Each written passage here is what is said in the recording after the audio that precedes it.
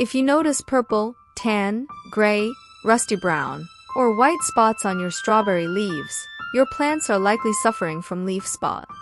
Spot color varies depending on local environmental conditions. The disease is caused by a fungus that favors humidity. If you see these affected leaves, the best thing to do is to remove them so that they will not spread across your garden. Gray mold of strawberries is caused by a fungus, Botrytis cinerea, which infects both the flowers and fruits. Because of this, botrytis can greatly reduce fruit yields and is considered one of the most damaging diseases of strawberries. Gray mold fungus overwinters on old leaves and plant debris and can sporulate profusely on dead and decaying plant material.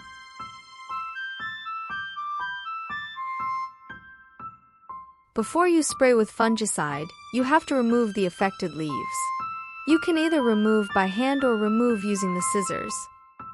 For the best result, you need to use fungicides. Depends on your choice if you would go for organic fungicides or commercial fungicides.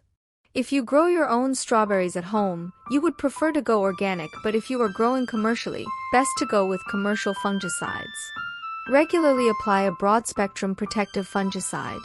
This suppresses disease when occurrence is low and prevents large early-season losses. These fungicide applications are critical during periods with mild temperatures and prolonged wetness from rain, fog, or dew. Resume applications of protective fungicides after critical periods when the disease is naturally suppressed by hot weather. We do hope you find this video helpful.